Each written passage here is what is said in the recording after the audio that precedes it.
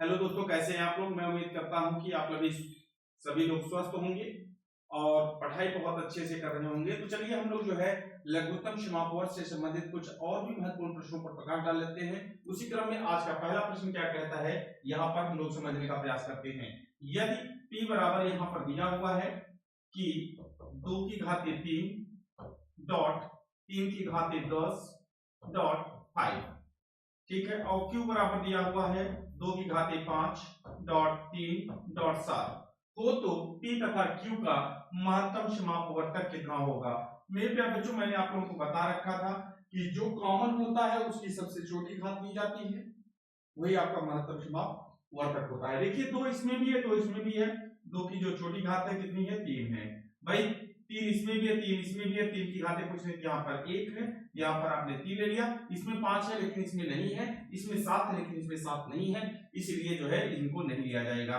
तो ये आपका महत्तम समापवर्तक हो जाता है। यहाँ पर आपका कौन सा ऑप्शन सही हो जाएगा, यहाँ पर आप लोग ध्यान दीजिएगा, 2 की घाते 3 और गुणे 3, यहाँ पर आपका ऑप्शन बी जो है वह बिल्कुल राइट आंसर हो जाता है।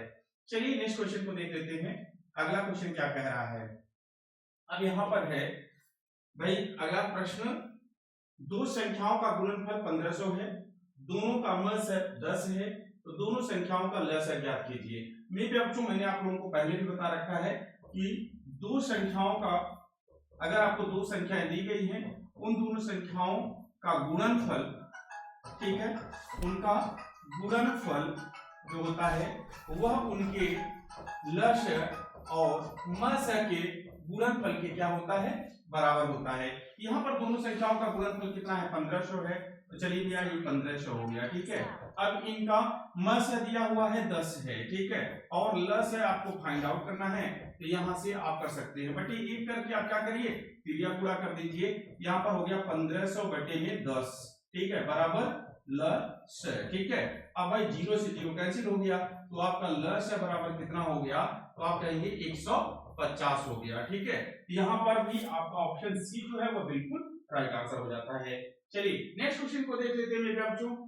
अगला क्वेश्चन क्या कह रहा है, इसको भी हम लोग समझने का प्रयास करते हैं।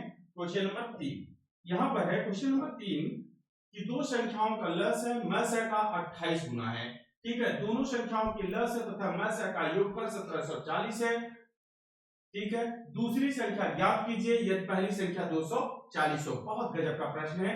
यहाँ पर कह रहा है कि जो लसागु है वह मसागु का 28 गुना है। अगर मैं क्या बच्चों, अगर हम मान लेते हैं कि यहाँ पर मसागु जो है वह x है, ठीक है, तो लसागु कितना हो जाएगा, तो आप कहेंगे कि सर लसागु जो है वह मसागु का 28 गुना है, तो कितना हो जाएगा, 28x हो गया, ठीक है। अब फिर यहाँ पर ध्यान दीजिएगा, फिर कह रहे हैं कि दोनों संख्याओं के लसागु तथा मसागु का योगफल यहाँ पर कितना है, 1740 है। तो भाई यहाँ पर हम क्या कहेंगे, भाई अकॉर्डिंग टू क्वेश्चन मसागु और लसागु का योगफल दिया है 1740, x प्लस 28x बराबर है 1740 के, ठीक है। अब भाई यहाँ पर 1x और 28x कितना हो गया, 29x बराबर आपके 1740 के। तो भाई x बराबर क्या हो जाएगा, 1740 और बटे में 29। तो भैया यहाँ पर 1740 में जरा 29 का भाग देके बताइए आप लोग कितना आएगा। चलिए सभी बच्चे यहाँ पर भाई भाग दीजिए और आप लोग बताइए कि कितना आ जाएगा। 1740 डिवाइडेड बाय 29, बोलिए।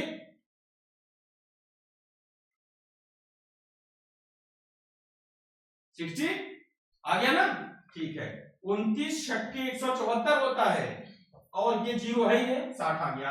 अब भाई x का मान तो आ गया, तो x के स्थान पे x का मान रख दीजिए। इसका मतलब आपका मसागु जो है कितना हो गया, 60 हो गया, और लसागु जो है आपका 28 गुने 60 हो गया, ठीक है। अब भाई यहाँ पर पहली संख्या दी गई है 240 है, और आपसे पूछा है दूसरी संख्या क्या होगी। तो आप लोगों को मालूम है कि मसागु गुणे लसागु बराबर होता है भाई पहली संख्या गुणे दूसरी संख्या के, है कि नहीं है।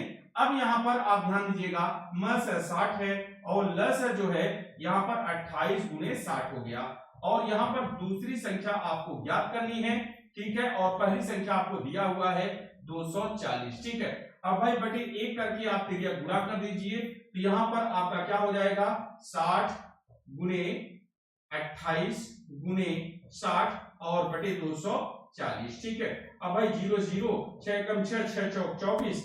अब भैया यहाँ पर देखिए 4 एकम 4, ठीक है, और 4 पचे 20, ठीक है। अब यहाँ पर 28 गुणे हम क्या करते हैं 15 कर देते हैं। अब 28 गुणे अगर आप 15 करते हैं, देखिए कितना आएगा 15 × 120, 0 हासिल लगा 12, ठीक है।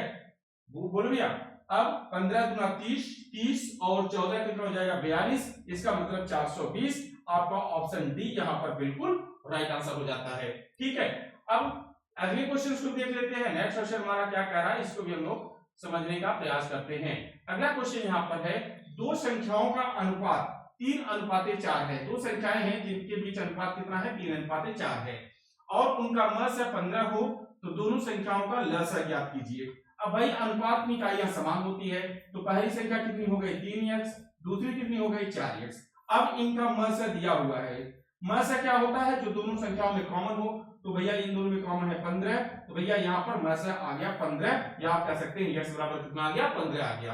अब इनका लसा पूछ रहा है, तो भाई 3x और 4x में अगर लसा निकाल रहे हैं, जो कॉमन है वो तो लिया ही जाएगा, जो कॉमन नहीं है उनको भी हमने ले लिया। अब भाई 3 × 12, 12 गुणे 15 कर दीजिए। भाई 15 दूना 30 और 15 कम 15, 15 3 18 हो गया भैया 180। तो भैया यहाँ पर आपका ऑप्शन बी जो है वह बिल्कुल राइट आंसर हो गया। तो मेरे बच्चों, यदि आपको क्वेश्चन समझ में आ गया हो तो वीडियो को लाइक कर दीजिए। अगर चैनल पर नए हैं तो चैनल को सब्सक्राइब अवश्य कर लीजिए।